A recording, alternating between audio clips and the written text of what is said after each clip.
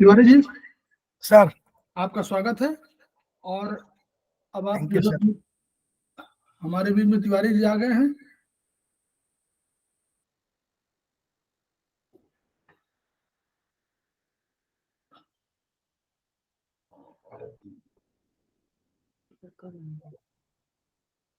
Sir मेरी screen दिख रही है क्या? हाँ, दिख रही। रीडेबल है ना? हाँ, ओके।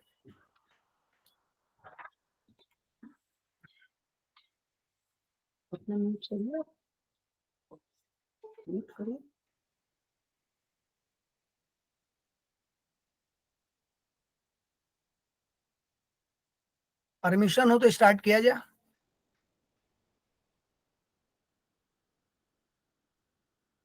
सब लोग आ गए? Yes sir. ठीक ठीक, शुरू करिए तिवारी जी। जी सर। सर आपको प्रणाम और सारे साथियों को प्रणाम। और हम लोग थोड़ा मेल रिप्रोडक्शन सिस्टम पे चर्चा करने की कोशिश करते हैं। प्रणाम प्रणाम। मेल रिप्रोडक्शन सिस्टम में एंडोक्राइन ग्लैंड्स की एक महत्वपूर्ण भूमिका है। तो जो मुख्य ग्लैंड्स इसमें फंक्शन है, जिनकी महत्वपूर्ण भूमिका है, उनके बारे में हम लोग थोड़ा चर्चा करते हैं। एंडोक्राइन ग्लैंड्स वो ग्लैंड होती हैं जो डक्टलेस फॉर्म काम करती हैं, माने इनके लिए नलिका की जरूरत नहीं होती है। इनका सीक्रेशन जो है डायरेक्ट ब्लड में जाता है, ये डक्ट की जरूरत नहीं होती है। तो मेल रिप्रोडक्शन सिस्टम में जो एंडोक्राइन ग्लैंड्स है, उनमें पिट्यूटरी ग्लैंड जो है, इनके जो सीक्रेट हैं वो महत्वपूर्ण भूमिका निभाती है। तो हम लोग ये देख पा रहे हैं कि जो पिट्यूटरी ग्लैंड है, ये इस पोर्शन में है, क्रेनियल कैविटी के इस पोर्शन में है पिट्यूटरी ग्लैंड, जिसके देखने के लिए हम लोग ये स्क्रीन किए थे। और ये जो पिट्यूटरी ग्लैंड है, इसके दो पोर्शन है, एंटीरियर पिट्यूटरी और पोस्टीरियर पिट्यूटरी। एंटीरियर पिट्यूटरी से 7 तरह के हार्मोन रिलीज होते हैं, पोस्टीरियर पिट्यूटरी से 2 तरह के हार्मोन रिलीज होते हैं। मेल रिप्रोडक्शन सिस्टम में जो 3 सिक्रेशन जो हार्मोन्स है, जिनकी महत्वपूर्ण भूमिका है, वो है एफसीएच, एलएच और प्रोलैक्टिन। एफसीएच और एलएच की डायरेक्ट भूमिका है, प्रोलैक्टिन भी एलएच की एक्टिविटी में काम आता है। एफसीएच में फॉलिकुलर स्टिमुलेटिंग हार्मोन। एफएसएच है वो तिवारी जी, है, एस एस है वो, सी न हो, एस है। सॉरी,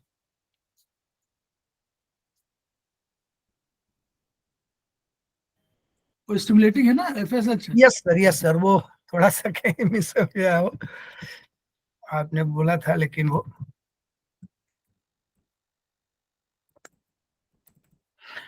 फॉलिकल स्टिमुलेटिंग हार्मोन है ये, और दूसरा है ल्यूटिनाइजिंग हार्मोन, और तीसरा प्रोलैक्टिन। ये 3 की भूमिका है। अब ये हार्मोन क्या करते हैं, इसमें इनके बारे में हम लोग जानने की थोड़ा प्रयास करते हैं। जो एक चीज और देख लेते हैं, तब हम लोग थोड़ा उसको समझने की कोशिश करते हैं। ये टेस्टिज है, थोड़ा हम लोग इस पिक्चर को जानने की कोशिश करें। और ये जहां क्रसर है, ये जो पार्ट है सेमिनीफेरस ट्यूबल। सेमिनीफेरस ट्यूबल उद्देश्य था हमारा यहाँ ले आने का, कि ये हम लोग देखें कि इसका हम लोग चर्चा करेंगे टेस्टिज की। इसमें एक सेमिनीफेरस ट्यूबल है, इसके लिए क्या क्या फंक्शन है, ये एफसीएच क्या भूमिका निभाता है इसमें। एफसीएच और एलएच इस ट्यूबवेल के ग्रोथ को प्रमोट करते हैं। मतलब ये जो दोनों हार्मोन है, ये सेमिनिफेरस ट्यूबवेल का ग्रोथ प्रमोट करते हैं। मतलब उनकी भूमिका है कि अगर ये अच्छे से काम करेंगे तो सेमिनिफेरस ट्यूबवेल का ग्रोथ अच्छा होगा। इन दोनों की ये भूमिका है। इसके अलावा जो एलएच है, एक हार्मोन सीक्रेट करता है टेस्टोस्टेरोन। एलएच से टेस्टिज में सेल ऑफ लेडिक से ये सीक्रेट होता है। और एफसीएच की जो भूमिका है वो जेमेटोजेनेसिस को स्टिमुलेट करता है, एफसीएच। और प्रोलैक्टिन हम लोग पहले बोले थे कि ये एलएच की इफिशियंसी को, ल्यूटिनाइजिंग हार्मोन की इफिशियंसी को या एक्टिविटी को इंक्रीज करता है प्रोलैक्टिन। इसलिए एलएच की वर्किंग अच्छी रहने के लिए प्रोलैक्टिन का सिक्रेशन अच्छा होना चाहिए। हम लोग ये जानते हैं कि ये गेमेटोजेनेसिस क्या होता है। Formation of sperm is spermatogenesis and formation of ovum is oogenesis. इन दोनों को मिला के हम लोग गेमेटोजेनेसिस बोलते हैं। तो इसको स्टिमुलेट करने का काम, ये दोनों को स्टिमुलेट करने का काम एफसीएच का है, फॉलिकल स्टिमुलेटिंग हार्मोन।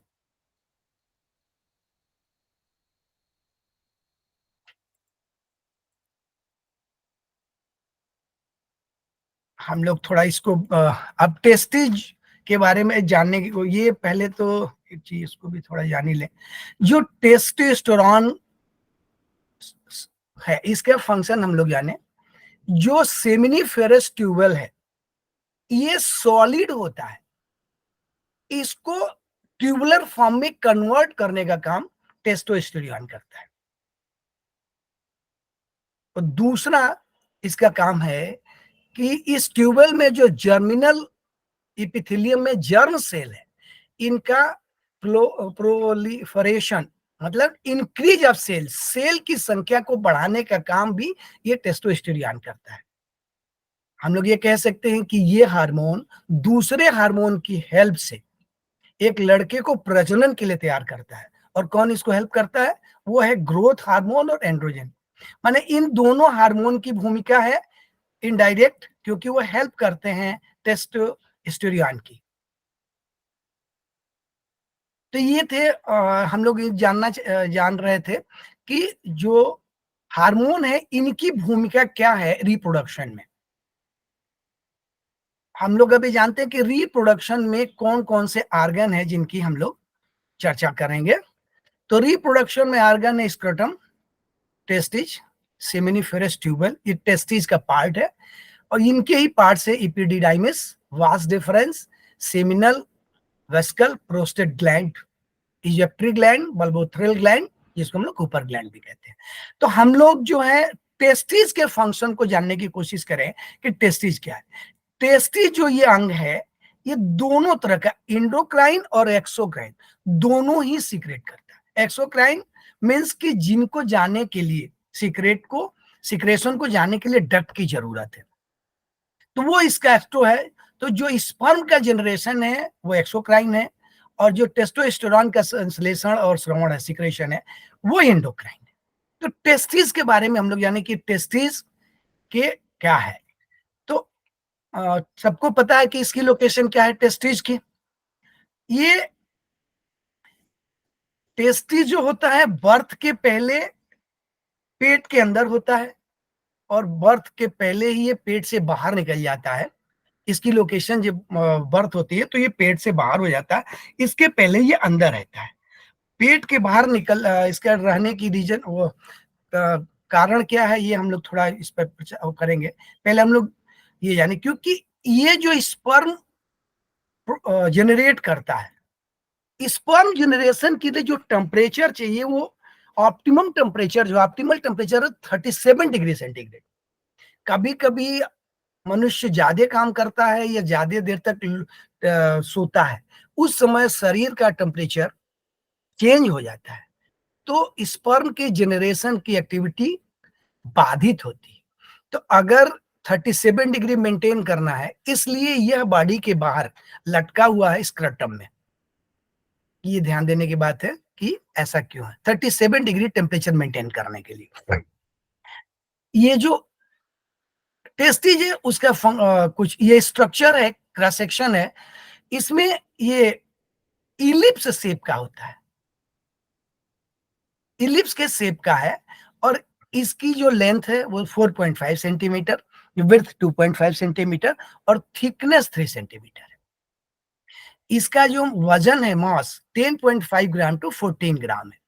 इसके अंदर 250 कंपार्टमेंट होते हैं और एक कंपार्टमेंट में 2 से 4 सेमिनिफेरस ट्यूबवेल है।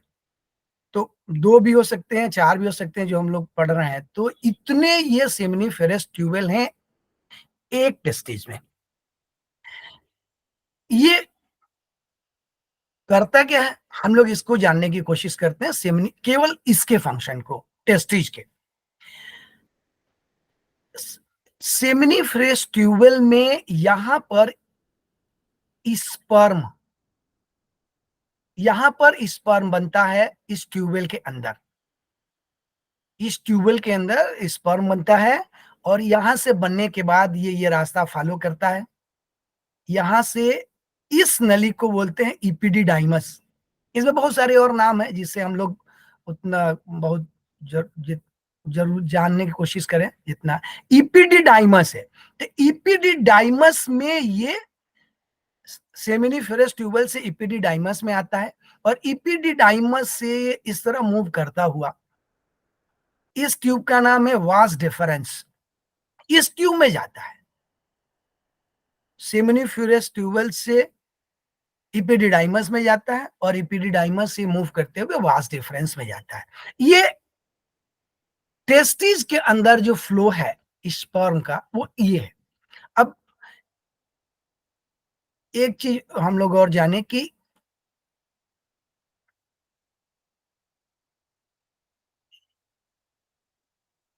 जो स्पर्म का जेनरेशन है इसके लिए जो टाइम है वो 73 प्लस माइनस 4 डेज है। ये जानने की जरूरत है कि जो जेनरेशन का टाइम है ये है। और ये जो वर्ड्स हैं, जो पार्ट्स हैं, इसको आगे हम लोग जानने की कोशिश करते हैं थोड़ा। ये देखिए, ये एक क्रॉस सेक्शनल पिक्चर है।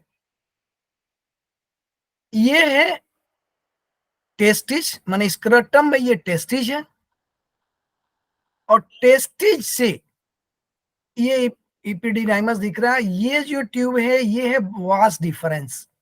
तो इसके अंदर जो स्पर्म बनता है वो सेमिनल ट्यूब से जो है सेमिनिफेरस ट्यूबवेल से इपिडिडाइमस में जाता है और यहां से ये वास डिफरेंस के रास्ते से होते हुए ये फॉलो करता है रास्ता और ये मूवमेंट करते हुए यहां से निकलता है। इन पार्ट्स का नाम जानने की कोशिश करते हैं हम लोग। ये जो पार्ट है इसमें जो शामिल है ये सेमिनल वेसिकल है। ये पार्ट है प्रोस्टेट, इसको प्रोस्टेट ग्लैंड बोलते हैं। ये रास्ते हैं और ये यूरेथ्रा है जहां से यूरिन पास होके बाहर निकलता है। तो ये दिख रहा है हम लोगों को। इसको थोड़ा और अच्छे से अगर जानने की कोशिश करते हैं इस तरह की, देखिए ये पिक्चर थोड़ा देखने में क्लियर थी, इसमें इंफॉर्मेशन ज्यादा है। ये वास डिफरेंस से होते हुए यहां आता है और ये ट्यूब सेमिनल वेसिकल जिस ट्यूब से जुड़ा हुआ है इसका सीक्रेशन और वास डिफरेंस से जो फ्लूइड आता है वो जिस ट्यूब में आता है इसको बोलते हैं इजैकुलेटरी डक्ट। ये डक्ट है। तो सेमिनल वेसिकल से जो सीक्रेट होता है और वास डिफरेंस से जो आता है वो दोनों इजैकुलेटरी डक्ट में आता है। इजैकुलेटरी डक्ट में आता है और ये जो प्रोस्टेट है इस ग्लैंड का जो सीक्रेशन है वो यूरेथ्रा में होता है, प्रोस्टेट ग्लैंड का।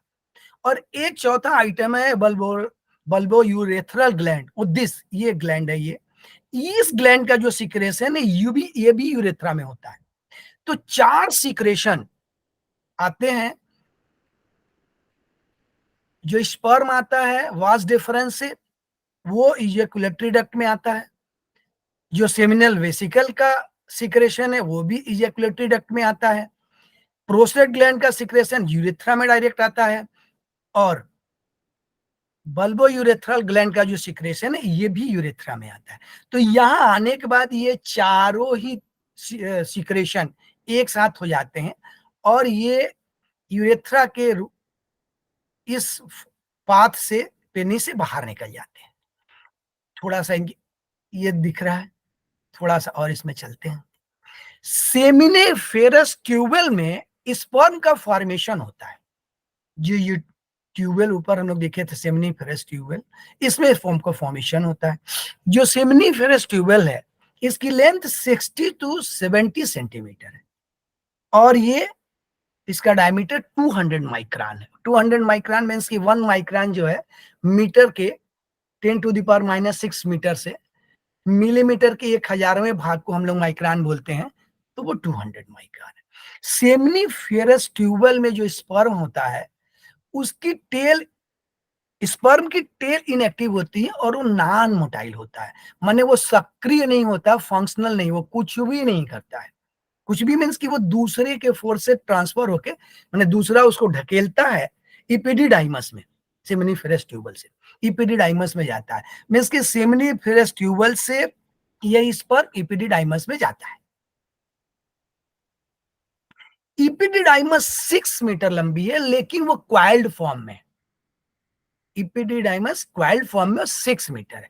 इपिडिडाइमस में 3 हफ्ते तक स्पर्म रहता है, 3 वीक्स, और यहां पर उसकी टेल एक्टिव हो जाती है, वो फर्टिलाइजेशन के लिए रेडी है। चूंकि वो 3 हफ्ते रहता है और वो एक्टिव हो जाता है, तो इसको हम लोग बोलते हैं कि ये एनर्जी हाउस है स्पर्म का।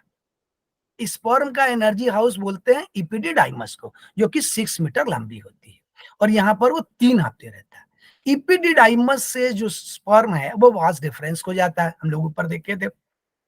वास डिफरेंस की जो लंबाई है 46 सेंटीमीटर है, ±4 सेंटीमीटर है। ये स्पर्म क्या करता है कि यहाँ पर 3 से 5 दिन रहता है लाइव। अगर 3 से 5 दिन में उसमें मूवमेंट नहीं आया, वो यूटिलाइज नहीं हुआ, तो 3 से 5 दिन बाद उसकी डेथ हो जाती है और वापस उसके जो संरचना में बने हुए तत्व हैं वो वापस बॉडी में चले जाते हैं, वो रीयूज हो जाते हैं, मतलब यूज हो जाते हैं, वो बेकार नहीं होता है। तो 3 से 5 दिन यहाँ रहने के बाद उनकी डेथ हो जाती है। वास डिफरेंस कहा जाते हैं इजैकुलेटरी ट्यूब में, जो हम लोग देखे थे।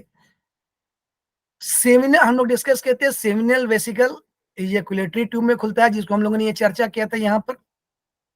ये इसको हम लोग बोलेंगे ये सेमिनी वेसिकल है, ये इजैकुलेटरी ट्यूब में खुलता है और वास डिफरेंस दोनों यहाँ आता है। और ये पोस्टेड ग्लैंड यूरेथ्रा में आता है। तो हम लोग ये देख रहे हैं सेमिनल वेसिकल का ओपनिंग इजैकुलेटरी ट्यूब में है। इजैकुलेटरी ट्यूब में सीक्रेट होता है उसका सेमिनल वेसिकल का। पोस्टेड ग्लैंड यूरेथ्रा में खुलता है और वो सीक्रेट करता है प्रोस्टेटिक फ्लूइड, प्रोस्टाग्लैंडिन, ये फ्लूइड ये सीक्रेट करता है, वो भी यूरेथ्रा में करता है। बल्बो यूरेथ्रल ग्लैंड यूरेथ्रा में खुलता है और उसका सीक्रेशन उसमें जाता है। और यहां से ये जो चारों मिक्स हो जाता है, जब ये सारे सीक्रेशन मिक्स हो जाते हैं तो ये मिक्स जो फ्लूइड है उसको सीमेन कहते हैं। जो टेस्टिस से निकलता है वो स्पर्म प्लस सीक्रेशन निकलता है, लेकिन जो पेनी से निकलता है वो सीमेन कहा जाता है। ये पेनी से सीमेन फ्लो करता है और फीमेल रिप्रोडक्शन ऑर्गन में चला जाता है। ये जो release of semen from penis, जब पेनिस से रिलीज होता है तो इस एक्टिविटी को कहा जाता है, इस क्रिया को इजैकुलेशन।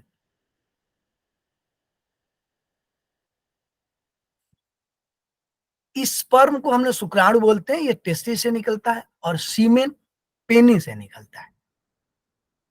सीमेन में जो जो चीजें हम लोग डिस्कस किए थे, स्पर्म है, सिक्रेशन ऑफ सेमिनल वेसिकल है, सिक्रेशन ऑफ प्रोस्टेट ग्लैंड है, और सिक्रेशन ऑफ बल्बोयूरेथ्रल ग्लैंड है।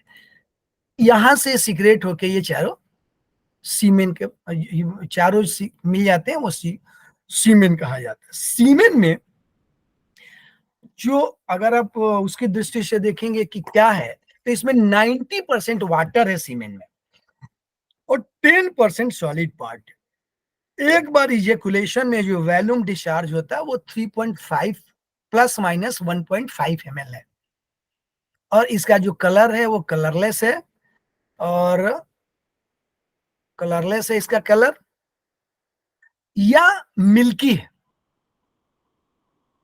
थोड़ा लाइट मिल्की है दिखता है ये। और जो सीमेन का पीएच है वो 7.4 है। 7.4 का मतलब ये है कि हल्का क्षारीय है, ये अम्लीय नहीं है। 7 न्यूट्रल है, 7 के नीचे एसिडिक है, और 7 के ऊपर बेसिक है, तो हल्का क्षारीय है, ये सीमेन है। अब सीमेन के बारे में अगर हम लोग देखें कि इसमें क्या क्या परसेंटेज क्या होता है, तो 5% जो है इसमें स्पर्म और उसके फ्लूइड है।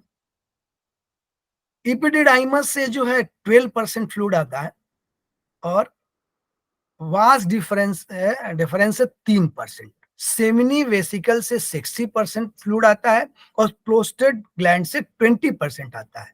ये उनका वो है, उनका अगर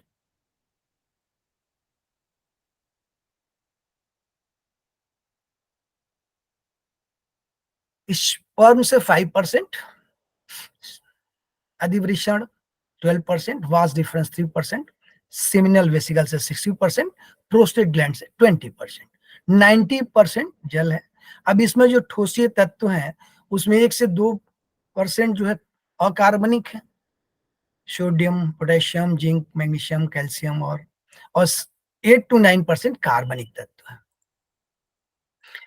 इनमें जो महत्वपूर्ण है ये fructose, cholesterol, phospholipids, phosphatase, ascorbidase, acid, fibrinolysin, thromboplastin, citric acid, prostaglandin, ये जो फ्रक्टोज है ये पेनी से सीमेन निकलने में और फीमेल रिप्रोडक्शन सिस्टम जाने में सबसे ज्यादा एनर्जी जो देता है वो फ्रक्टोज देता है।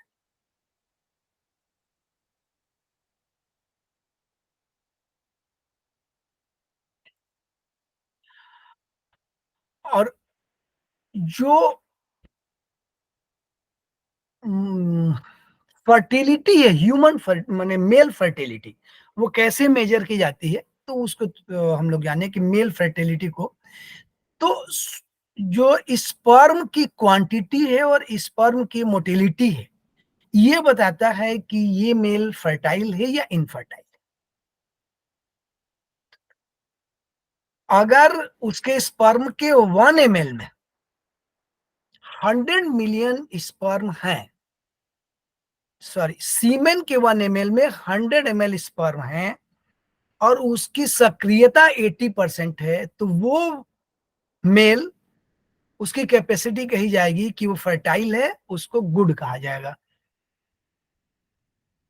अगर किसी के सीमेन में स्पर्म की क्वांटिटी 20 to 30 मिलियन है पर ml, और मोटिलिटी सक्रियता 40% है, तो ये कहा जा सकता है कि वो पॉसिबल है, फर्टाइल भी है, और किसी केस में इनफर्टाइल भी हो सकता है। माने ये बॉर्डर लाइन है, माने कहा जा सकता है कि वो फर्टाइल है, उसको इनफर्टाइल नहीं कहा जाएगा। लेकिन ये 20 to 30 है, अब 20 को हम लोग क्या बोलेंगे, लेकिन ये रेंज। और अगर ये 10 मिलियन पर ml है, 10 ml पर एल्यूमिनियम मीन्स कि 1 ml सीमेन में स्पर्म की अगर क्वांटिटी 10 मिलियन है तो वो इनफर्टाइल है। 10 मिलियन मीन्स कि अगर ये 20 to 30 की रेंज है, तो मे भी क्या 15 मिलियन को भी हम लोग बोल सकते हैं कि वो इनफर्टाइल होगा। तो मेल की फर्टिलिटी चेक करने का ये एक तरीका है कि उसके नंबर ऑफ स्पर्म पर ml में चेक किए जाएंगे, और मोटिलिटी कि वो कितने सक्रिय हैं। सक्रियता उसके डिपेंड करती है कि अगर 80% है तो ठीक है, अगर वो है और वो काम ही नहीं कर रहा है तो वो यूजलेस है फर्टिलिटी के केस में।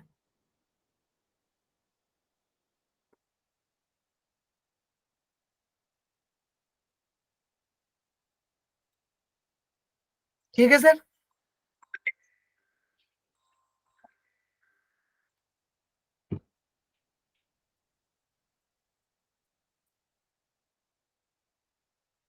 बढ़िया। हाँ, समाप्त करते हैं, समाप्त कर दो। कहिए आप बोलना कुछ आपको। मैंने कोशिश किया जितना अपने नहीं, उसमें बढ़िया हम बढ़िया। नहीं, आपने तैयारी भी अच्छी किया, वो हो गया। देखिए ये ले सब। बहुत बढ़िया सर, बहुत बढ़िया, थैंक यू।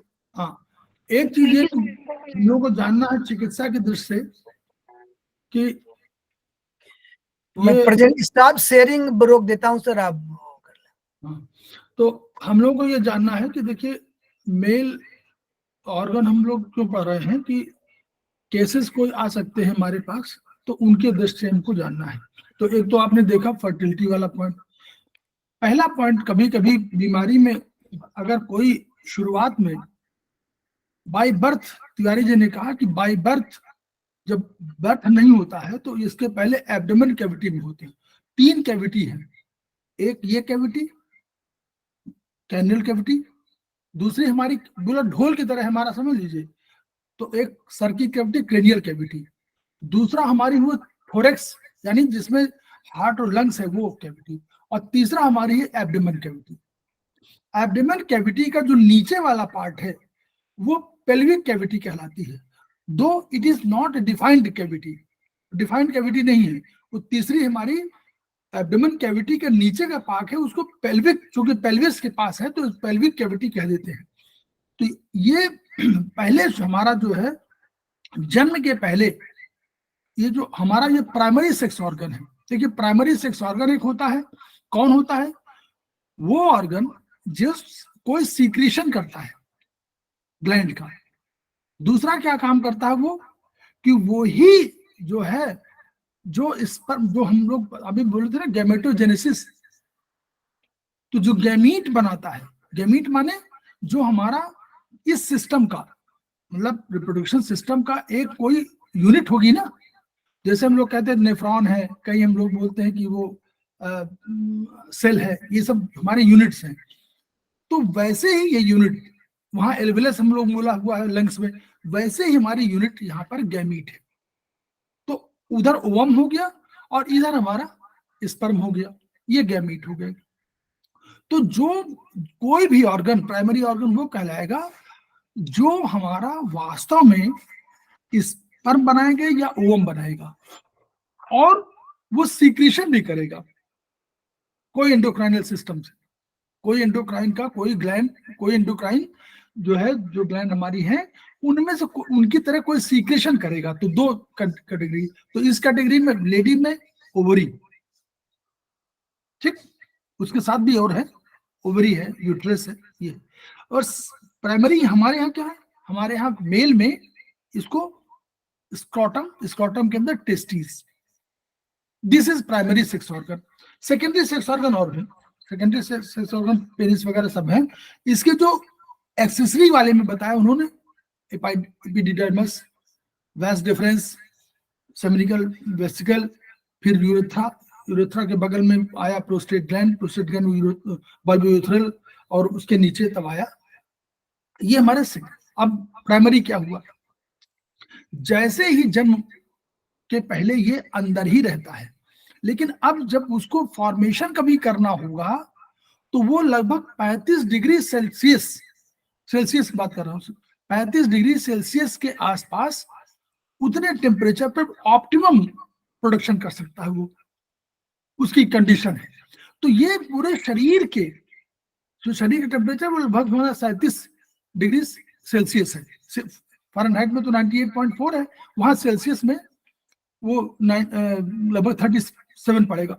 37 से उसको थोड़ा सा कम होना पड़ेगा, तभी वो ऑप्टिमम बढ़िया से प्रोडक्शन करता है।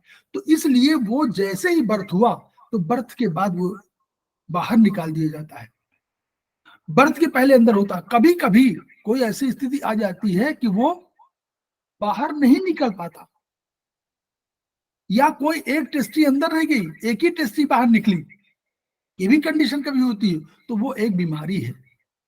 उसमें क्या होगा, उसमें हो सकता है कि इनफर्टाइल हो जाए, क्योंकि वो अंदर स्पर्म बनेंगे तो खत्म हो जाएंगे। इसीलिए अब देखिए, अब उसको दो तरीका, गर्मी, आपने तिवारी जी ने कहा कि जब आप कोई काम करते हैं तो टेम्परेचर बढ़ता है, दौड़ते हैं तो टेम्परेचर बढ़ता है, खाना खाते हैं तो टेम्परेचर बढ़ता है। तो इस टेम्परेचर बढ़ने के लिए एक सिस्टम रखा गया, उसको एक पहले पाउच में रख दिया गया, फिर पाउच को हमारे इंगुइनल कैनाल, मतलब जो एब्डोमेन से दो कैनाल निकलती है, दो समझ लीजिए छेद है, दो छेद निकलते हैं, और उसमें स्क्रोटम में इसको स्थापित कर दिया गया। अब कभी कभी ठंडक हुई, तो अब उसको ठंडक में तो बाहर रहेगा कोई, तो ठंडक हो जाएगा, तो उसके लिए तुरंत उसको ऊपर लाना पड़ता है। तो ये काम कौन करेगा? ये दो तरह की मसल्स होती हैं। एक होती है मसल्स हमारी क्यूमेस्टर मसल्स कहलाती है, और एक डार्टोस मसल्स कहलाती है। तो डार्टोस मसल्स जो है वो दो तरह के हम लोग मसल पढ़े हुए हैं, एक स्केलेटल मसल होती है, और एक हम लोगों ने पढ़ा हुआ है कि जो स्मूथ मसल। स्मूथ मसल का हमेशा यूज है कि उसको आप परिवर्तित नहीं कर सकते, उसको आप ना हिला डुला नहीं सकते, वो खुद ही फंक्शनल करेंगे, ऑटोमेटिक फंक्शन है उसका, वो बॉडी से नियंत्रित है, ब्रेन से। लेकिन जो स्केलेटल मसल है उसको हम ऊपर नीचे कर सकते हैं। जैसे आप बाबा रामदेव की नहीं देखते हैं कि वो यूं करते रहते हैं, पेट को पूरा हिलाते रहते हैं, ये एब्डोमेन तो हिलाना है। लेकिन एब्डोमेन के अंदर जो बहुत से ऑर्गन है, उसके जो मसल है वो आपके नियंत्रण में नहीं है। जैसे यूट्रस की मसल्स को कोई हिला सकता है? नहीं हिला सकता, तो ब्रेन संचालित है। तो ऐसे ही हमारे शरीर में, मेल के शरीर में ये सिस्टम रखा गया कि कुछ ऑटोमेटिक मसल्स हो, यानी कुछ स्मूथ मसल हो।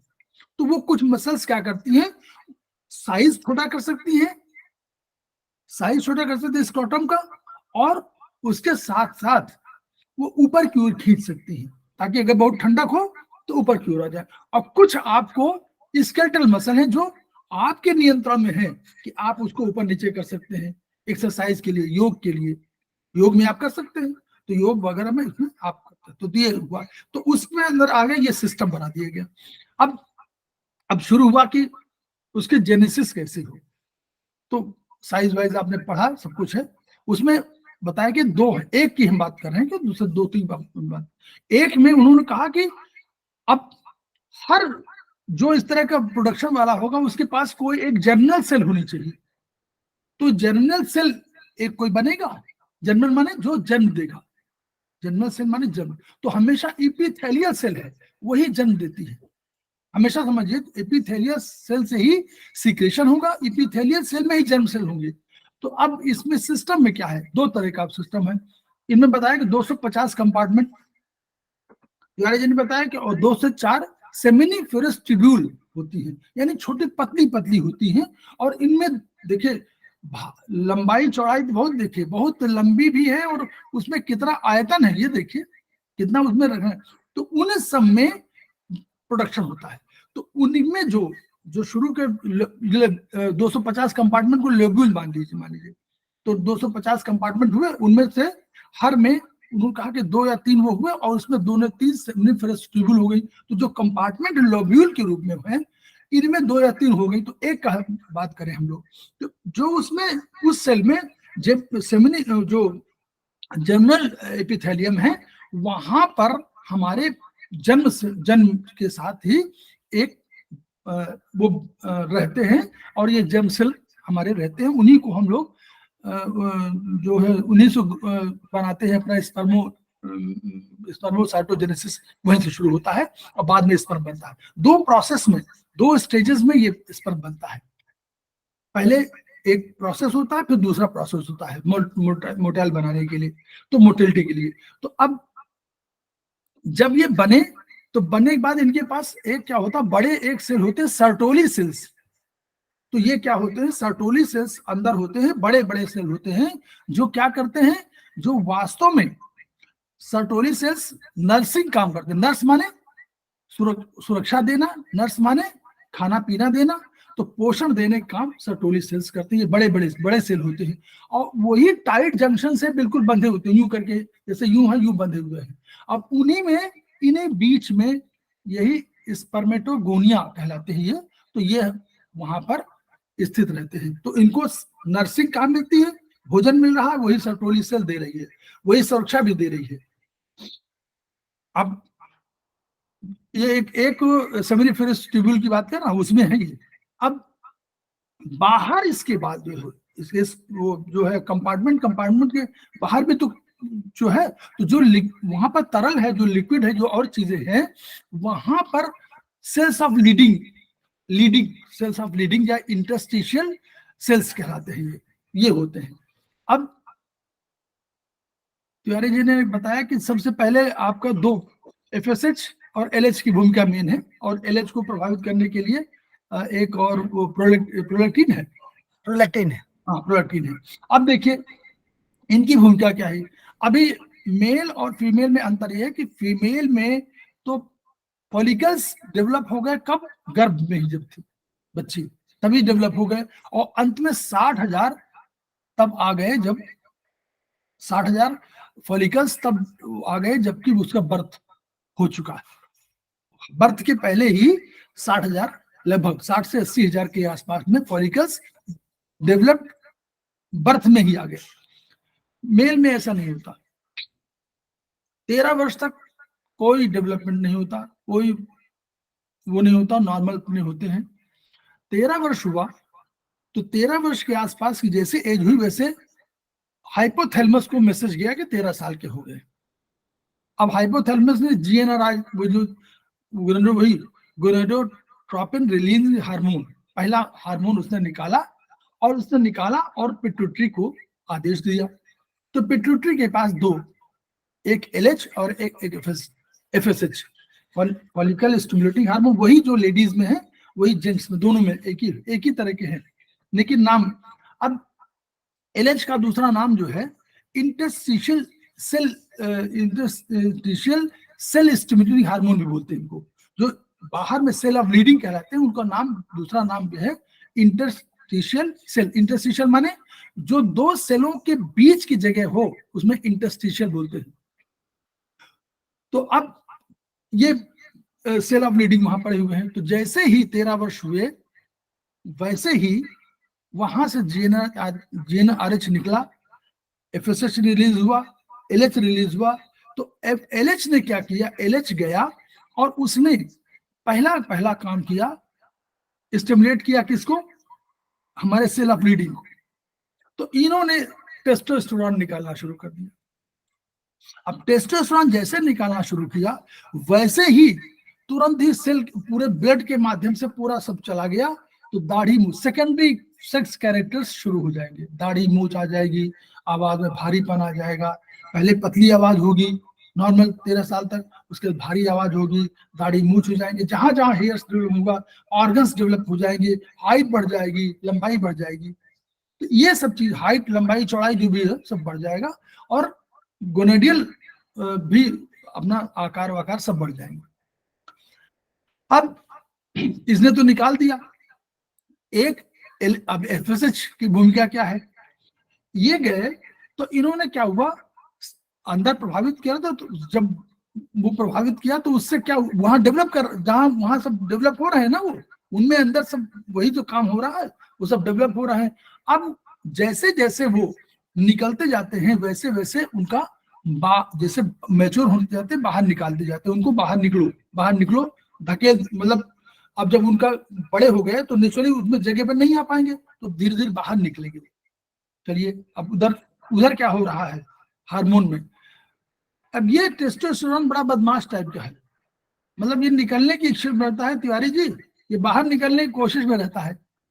तो तुरंत क्या हुआ, FSH का भूमिका क्या है, वो एंड्रोजन निकालता है,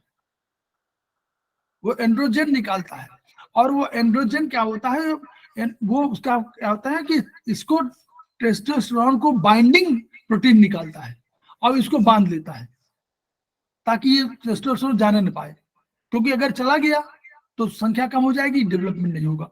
अब चलिए ये हो गया, दोनों की भूमिका तय हो गई। अब ये क्या, जब निकाल दिए गए तो बाहर चले गए, फिर वही शुरू हुआ एपिडिडाइमस। जैसे बाहर निकले एपिडिडाइमस आ गया, फिर वास डिफरेंस आ गया। तो एपिडिडाइमस में 3 हफ्ते तक रहे। और अब अभी ये चूंकि नॉन फंक्शनल है, फंक्शनल माने क्या, मूवमेंट ओवम को करना नहीं है, ओवम तो स्थिर है। ओवम जा करके और अपना स्थिर कहाँ हो गई जा करके, कल हम लोगों ने बताया था एम्पुला में, फिलिपियन ट्यूब के एम्पुला में, यानी जो ओवरी की तरफ से अगर उसकी लेंथ है तो 1/3 लंबाई में पूरी, उसमें 12 से 13 सेंटीमीटर के आसपास होती है। तो 1/3 ओवरी की तरफ से 1/3 लंबाई में वो जाकर एम्पुला होता है। एम्पुला में सूजा हुआ भाग, पहला इस्थमस होता है, वो पतला भाग, फिर मोटा भाग। तो जो खुला हुआ भाग है वहीं पर जाकर ओवम बैठे हुए, मतलब ओवम क्या, अभी ओवम नहीं होगा, अभी ओवम ना होकर के बल्कि उसको दूसरा नाम बोलेंगे। ग्राफिन फॉलिकल से थोड़ा वो हुआ, उसमें चेंजेस आते रहते हैं। इसको मूवमेंट करना है इनको, तो जब तक मूवमेंट की नहीं होगी और सेल्फ मूवमेंट होना चाहिए। तो अभी ये मैच्योर हुए नहीं, ना मैच्योर हुए, पोषण इनको होना है, और दूसरा मोटाइल बनाना है। मोटाइल माने मूवमेंट वाला कि, तो मूवमेंट के लिए क्या होगा, बिल्कुल तीर की तरह पूंछ होनी चाहिए, जैसे मछली की पूंछ नहीं होती है। तो जैसे नीचे यूं टेल हिलेगी तो वो आगे बढ़ेंगे, क्योंकि एनर्जी चाहिए ना। जैसे आप पानी तैरते हैं तो यूं करते हैं तभी तो आप आगे बढ़ते हैं। तो वैसे ही जो टेल है, ये वो काम सब माइटोकॉन्ड्रिया आपके सारे उसमें बाद में भी सब परिवर्तन हो जाएगा। उसकी टेल हो जाएगी बिल्कुल मछली की आकृति में हो जाएगी, अगर तीर के निशान हो जाएंगे, और सामने उसको भेजना है किसी जाकर के, तो सामने ऊपर की तरफ बड़ा बढ़िया एक टोपी टाइप पहना दी जाएगी, और वो ऐसी होगी जिसको कि एंजाइम्स उसमें होंगे, और वो जाके के वो खुद नष्ट हो जाएगी, लेकिन वो अंदर प्रवेश कर जाएगी, क्योंकि उसको ओवम को भेजना है। अब जब मोटाइल हो गए तो मोटाइल होकर आगे बढ़े, मतलब मोटाइल में गतिमान हो गए। अब ये मैच्योर हो गए 3 हफ्ते बाद। अब ये वास डिफरेंस में आ गए, वास डिफरेंस से आगे चले हुए। तो वास डिफरेंस से आ करके, और जो हमारा जो मेल का वो यूरिनरी ट्रैक्ट होता है, उसमें पीछे जाके लटक जाते हैं, पीछे से आकर के लटक गए, और लटक के आने के बाद फिर बने, तो वहां पर सेमिनल वेसिकल आ गए। सेमिनल वेसिकल ने क्या किया, अब उसको सेमिनल वेसिकल को और मजबूत करना है। अभी तो आप स्पर्म जा रहा है, अकेला स्पर्म है, तो स्पर्म ही जा रहे हैं। वहां उसने क्या किया, सबसे अधिक सप्लाई वहां पर किया। क्या किया, फ्रक्टोज दिया, सबसे पहले फ्रक्टोज दिया, सबसे अधिक फ्रक्टोज वहीं पर दिया, और उसको खूब मैच्योर किया। कौर, और जैसे आप समझिए किसी अतिथि आवे उसका स्वागत खूब करे, तो पहले कहे शरबत पीजिए, ये पीजिए, फ्रूट जूस पीजिए, वही सब हुआ। तो वो फ्रूट जूस वगैरह सब दे दिया गया, ताकतवर बना दिया गया। अब ताकतवर आगे बढ़े, तो प्रोस्टेट ग्लैंड एक यू ग्लैंड है, उसी के पीछे से आकर आएगा, तो उसमें सिक्रेशन उसको घेर लिया, और वहां पर आकर के यूरेथ्रा जो हुआ, मतलब जहां पर यूरिन जा रहा है, तो दोनों का मेल में दोनों पैसेज एक ही हुआ, और वहीं पर आकर के इसको मिल गया। तो प्रोस्टेट ग्लैंड का भी प्रोस्टाग्लैंडिन में सिक्रेशन किया, और वो भी तमाम तरह के उन्होंने सिक्रेशंस दिया। तो जो आपको कलर मिलेगा वो प्रोस्टाग्लैंडिन की वजह से मिलेगा। और फिर आगे बढ़े, तो जैसे आगे बढ़े तो आपको बल्बो यूथ्रल, तो उसने क्या किया, सिक्रेशन उसके लिए चिकनाई लाने के लिए, फिसलने के लिए वो उसने वो सप्लाई दिया, ताकि जो है ये आगे चल के क्यों ऐसा इसलिए बता रहा हूं, ऐसा इसलिए कि अगर हम लोग यूरिन पढ़े होंगे, तो यूरिन का कितना पीएच है, 7 से अधिक कि 7 से कम, ये आप लोग बताइए।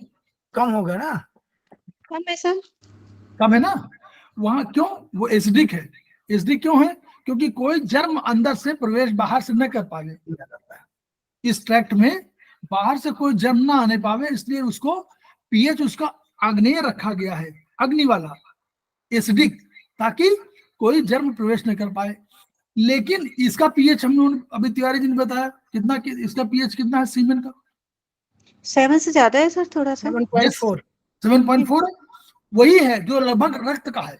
आप देखिए, वही है जो लगभग रक्त का है, वही है जो लगभग सीएसएफ का है, वही है जो लगभग रक्त का है, वही है जो लगभग सीएसएफ का है। समझ रहे हैं? अब देखिए, तो अगर वो कोई सीक्रेशन पहले से अगर नहीं उसको करेगा तो ये तो खुद ही नष्ट हो जाएंगे। तो वो सीक्रेशन जो है, ये सीक्रेशन यूरेथ्रल ब्लड वगैरह से निकलता है, जो जिसको बोला इन्होंने कि वो बल्बो यूथ्रल, मैंने बल्ब की रोशनी। अब आप समझ लीजिए कि जैसे बारात की तरह समझिए कि बारात है, उसमें बल्ब भी लगे हुए हैं, अब हंडा उंडा लगे हुए हैं, तो हंडे की तरह उन्होंने किया, उसको बल्ब कह दिया गया। तो वो उसे बल्बो यूथ्रल से वो तो सीक्रेशन से निकालता है, वो सीक्रेशन सारे उसको ठीक करता जाता है। तो इनको, इनके एसिडिटी को, यूरिन की एसिडिटी को कम करता है, और उसके साथ साथ वो उसको आपको स्लिपरी मूवमेंट देता है कि भैया बढ़िया से जाइए। जैसे छिड़कते नहीं है कि बढ़िया केवड़ा छिड़क दीजिए, इधर छिड़क दीजिए, वही है। तो वो छिड़कने का वहां कर दिया, और ये आप तक आगे बढ़े, और आगे बढ़ने के बाद हुआ वहां उसको बहुत संघर्ष करना है। यहां से लगभग 20 करोड़ जाएंगे। पहले आप लोग समझ लीजिए, जो युद्ध बाहर होता है वो युद्ध उससे पहले शरीर में हो चुका होता है। लगभग 20 करोड़ जाएंगे, और ये सब नष्ट हो जाएंगे, सब मार दिए जाएंगे, क्योंकि वहां एसिडिक माहौल है ना पूरा।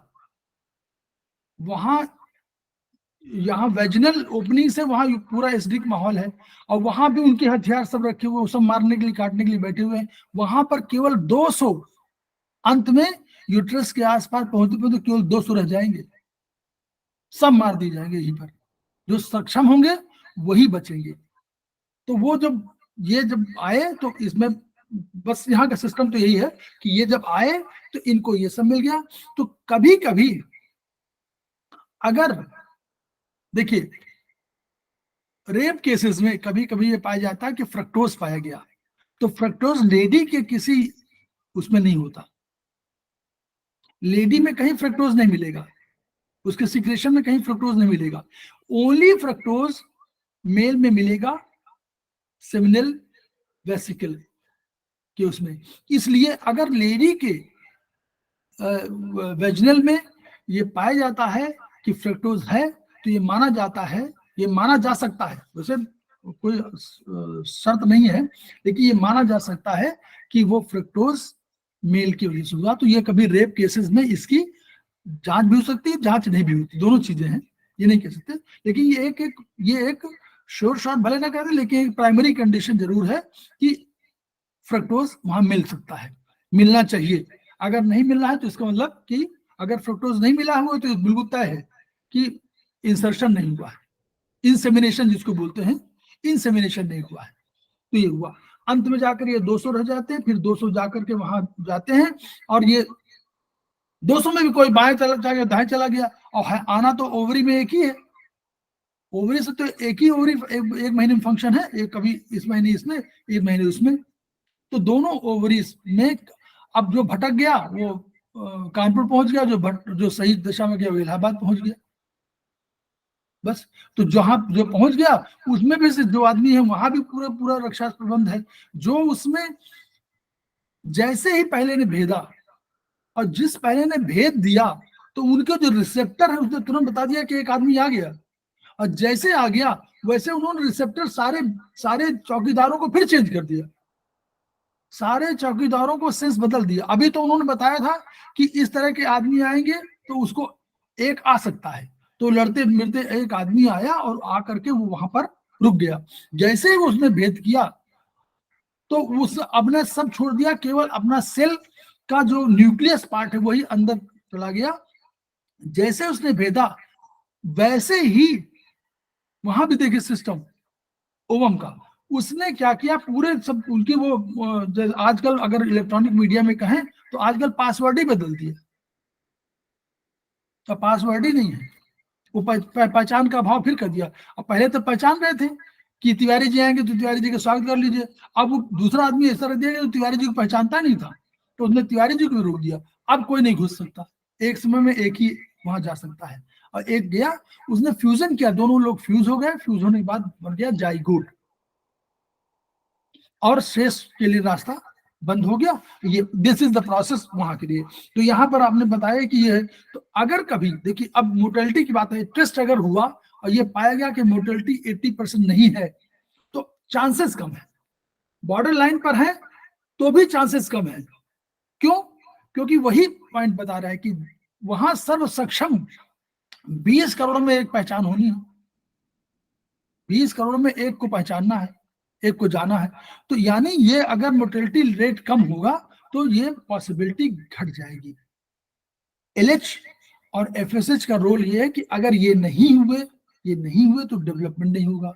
दूसरा ये हुआ कि अगर टेम्परेचर आपका मेंटेन नहीं हुआ तो भी प्रभावित हुआ।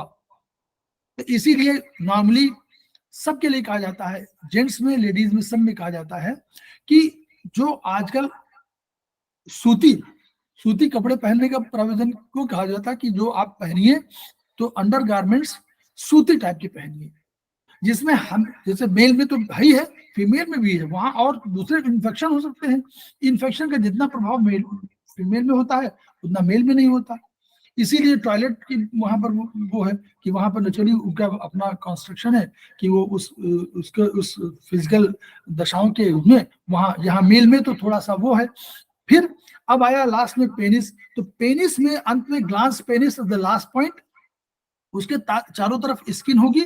वो स्किन जो होगी वो अटैच नहीं होती है, वो पोर स्किन जो होती है वो अटैच नहीं होती है, वो बाहर हो सकती है। तो उसमें हमेशा, जैसे छोटे बच्चों के लिए उसमें हमेशा सफाई की आवश्यकता होती है। वो इन्फेक्शन क्रिएट करेगा तो अल्टीमेटली इन्फेक्ट होगा पूरा सिस्टम, वो इन्फेक्शन हो जाता है।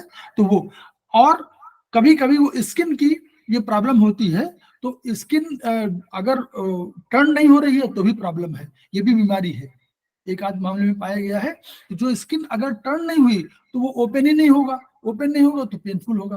तो इसीलिए कुछ जगहों पर उसको क्या बोलते हैं, उसको खतना, कैस्ट्रेशन क्या बोलते हैं, अंग्रेजी में कैस्ट्रेशन बोले, क्या बोलेंगे, उसको खतना कर देते हैं, वो स्किन निकाल देते हैं, शार्पन कर देते हैं। वो स्किन निकाल दिया तो वो इन्फेक्शन का, एक इन्फेक्शन कम हो गया, दूसरा ऊपर नीचे करने का भी वो हुआ। तो वो एक सिस्टम है।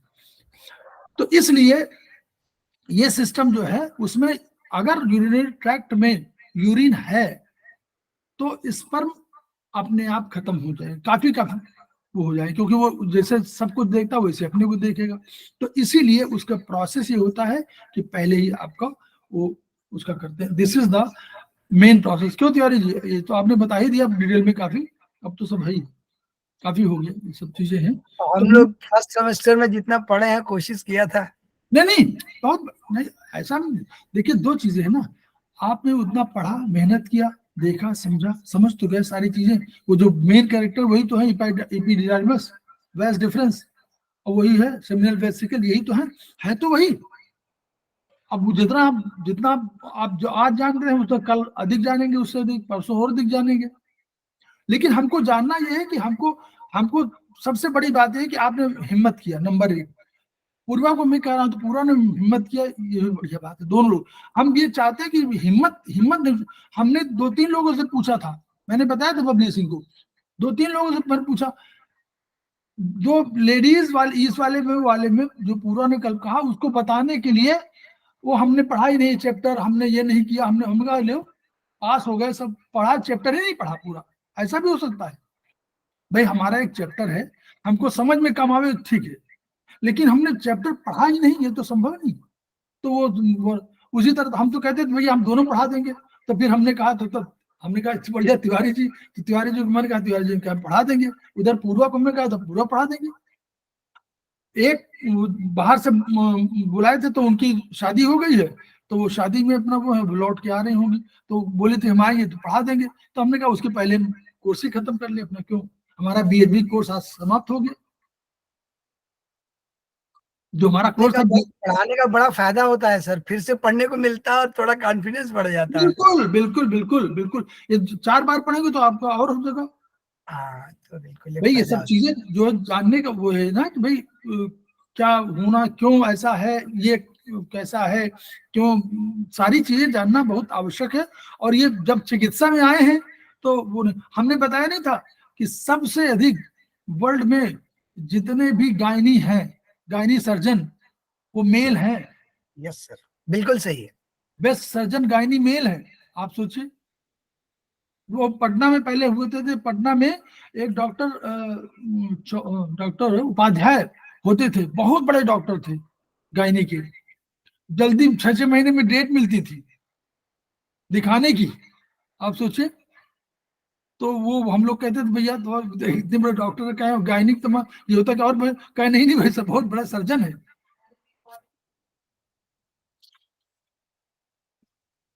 तो सर रिकॉर्डिंग अभी भी चल रही है? सर क्लास कल हम लोग की क्लास होगी 12 बजे वाली।